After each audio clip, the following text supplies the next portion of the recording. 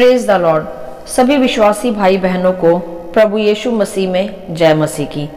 Bible शिक्षा channel पर आप सभी का स्वागत है।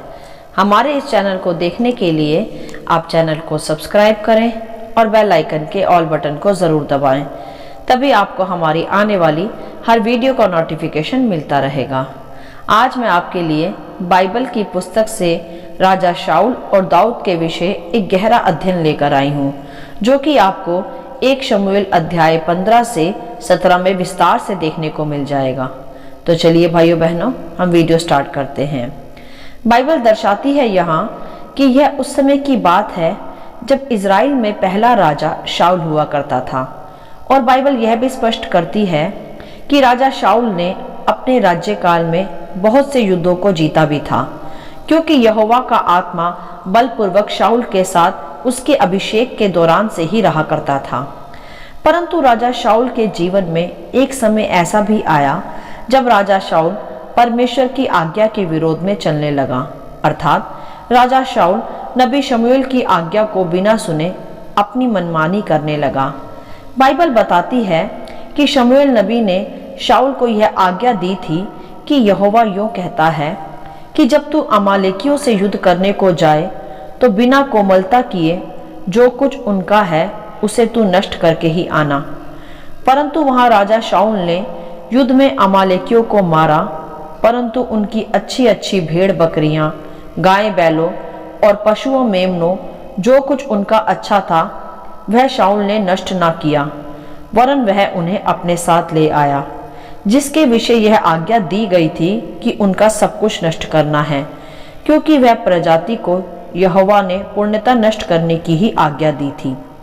आगे को अमालेकी प्रजाति का अंत हो, इसी कारण जिस आज्ञा को फिर शाऊल ने अस्वीकार किया और अपनी बुद्धि लगाई।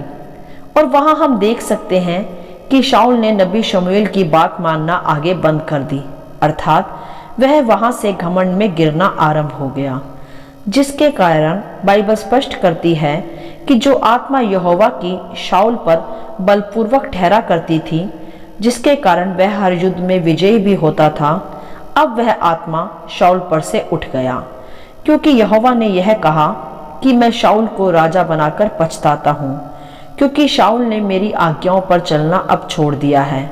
और इसी कारण मेरे प्रियो, जब यहोवा की आत्मा शाऊल पर से उठ गई तो शाऊल का आत्मिक बल, हियाव व दृढ़ता भी कम होती चली गई, जिसके चलते हम आगे देखते हैं कि जब पलिश्तियों ने इजरायली सेना पर चढ़ाई की और उन्हीं में से एक योद्धा गोलियात ने जब इजरायली सेना को वहां खड़े रहकर ललकारा, तब बाइबल स्पष्ट करती है अध्याय 17 के वचन 11 में कि तब उस पलिश्ती की इन बातों को सुनकर शाऊल और समस्त इजरायलियों का मन कच्चा हो गया और वे अत्यंत डर गए। हालेलुया। मेरे प्रियो, यहाँ हम पहले छोटे शब्दों में कुछ अध्ययन कर लेंगे और सीखेंगे और समझेंगे। हमने देखा कि जब तक यहोवा का आत्मा शाऊल पर बलपूर्वक ठहरा रहता था, तब तक शाऊल अपने राज्यकाल में हर युद्ध में विजयी रहा। परंतु जब शाऊल ने अपनी मनमानी करना आरंभ कर दिया और शाऊल घमंड में आ गया, तब यहोवा का आत्मा शाऊल पर से उठ गया। और जिस शाऊल ने कई युद्धों को जीता और वह कभी नहीं डरा, परंतु वही हम देखते हैं कि जब गोलियत नामक दानव ने उन्हें युद्ध के लिए ललकारा तो शाऊल व उसकी समस्त इजरायली सेना वहां डर गई और कोई भी उनमें से, यहाँ तक कि शाऊल भी, आगे को लड़ने के लिए नहीं आया। ऐसा क्यों हुआ मेरे प्रियो? ऐसा इसीलिए हुआ क्योंकि शाऊल ने यहोवा के अधीन में रहना छोड़ दिया था और यहोवा की आत्मा का बल शाऊल पर से अब घट गया था। वहीं आगे दूसरी ओर हम देखते हैं दाऊद के विषय, जिसका राज्य अभिषेक शाऊल को तुच्छ जानने के पश्चात यहोवा की ओर से शमूएल नबी द्वारा किया जा चुका था। और बाइबल यह भी स्पष्ट करती है कि दाऊद अपने पिता की भेड़ बकरियां चराता था और वह अपने भाइयों में सबसे छोटा जाना जाता था। और दाऊद सदा यहोवा की आराधना भी किया करता था। और जब दाऊद का राज्य अभिषेक किया गया था, उस दिन से लेकर भविष्य तक यहोवा का आत्मा दाऊद पर बल से उतरा करता था। हालेलुया। तो यहाँ भी हम देख सकते हैं कि यहोवा का आत्मा दाऊद पर भी बल से उतरता रहा और दाऊद यहोवा की आत्मा का बल पाकर आज्ञा पालन में सदा बना रहा। वह अपने भाइयों में सबसे छोटा व पिता की आज्ञा के अनुसार उनकी भेड़ बकरियां चराने वाला एक पुरुष था। उसने कभी भी इस बात का घमंड नहीं जताया कि वह इज़राइल का अगला राजा होने के लिए उन सभी भाइयों से अधिक योग्य ठहरा। नहीं, दाऊद ने वहां ऐसा कुछ भी नहीं किया, वरन वह पहले की तरह यहोवा को आराधना देता रहता और अपने पिता की भेड़ बकरियां चराया करता था और अपने भाइयों को, जो कि शाऊल की आर्मी सेना में भर्ती थे, उन्हें टिफिन बॉक्स पहुंचाने जाया करता था। अर्थात दाऊद सदा शून्य बना रहा, जिस कारण यहोवा का आत्मा उसके पास ठहरा रहा और उसे बल देता रहा। हालेलुया।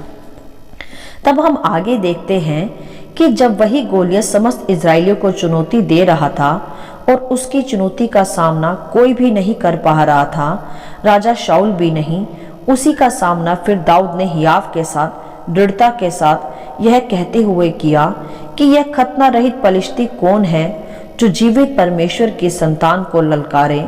और दाऊद ने शाऊल से भी कहा कि इस पलिश्ती से लड़ने मैं जाऊंगा।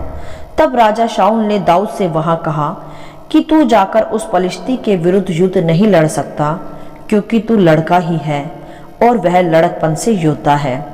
परंतु मेरे प्रियो, दाऊद ने शाऊल को उत्तर देते हुए कहा कि यहोवा जिसने मुझे सिंह व भालू दोनों के पंजों से बचाया है, वह उस पलिश्ती के हाथ से भी मुझे बचाएगा। क्योंकि मेरे प्रियो, जब शेर भालू दाऊद की भेड़ों को खाने आते तो दाऊद उन शेर व भालू को फाड़ डालता, क्योंकि यहोवा का आत्मा जो बलपूर्वक दाऊद पर ठहरा रहता था। उसी प्रकार यहाँ दाऊद ने बोला भी दृढ़ता के साथ। और जब उसकी बात मानकर शाऊल ने दाऊद को युद्ध के वस्त्र पहनने की आज्ञा दी और युद्ध में जाने की आज्ञा दी, तो शाऊल ने वे युद्ध के वस्त्र जब दाऊद को पहनाए तो वह वस्त्र दाऊद के अकॉर्डिंग बहुत बड़े थे और दाऊद ने वह वस्त्र नहीं पहने, क्योंकि दाऊद तो अभी लड़का ही था, अर्थात यही कोई 17-18 वर्ष का। परंतु उसमें हियाव व दृढ़ता पूरी रीति से भरी पड़ी थी। वह हियाव व दृढ़ता उसमें उम्र के आधार पर नहीं, किसी युद्धों को जीतने के आधार पर नहीं, भालू और सिंह को मारने के आधार पर नहीं, वरन मेरे प्रियो, यहोवा की आत्मा जो उस पर बलपूर्वक ठहरी रहती थी, उसके आधार पर थी। क्योंकि दाऊद का मन दीन व नम्र था और यहोवा को वह सदा आराधना करने वाला और आज्ञा पालन में चलने वाला एक लड़का था, जिसके कारण वह उस दानव रूपी गोलियत से नहीं डरा। वरन बाइबल बताती है कि उसने गोलियत को केवल एक पत्थर के द्वारा ही मार गिराया और उसी की तलवार से उसका सिर धड़ से अलग भी कर दिया। हालेलुया। और इजराइलियों को पलिश्तियों से एक बड़ी जीत भी दिलाई और यहोवा का नाम उस समय उस भय के साथ समस्त पलिश्तियों में फैल गया। हालेलुया। यहाँ हमने देखा मेरे प्रियो कि किस प्रकार दाऊद ने बिना डरे बिना भय खाए हियाव के साथ और दृढ़ता के साथ उस गोलियत का सामना किया और उसे मार गिराया, वो भी अपने गुलेल के एक पत्थर से। और गोलियत की तलवार से ही दाऊद ने उसका सिर भी धड़ से अलग कर दिया। यह क्यों संभव हुआ मेरे प्रियो?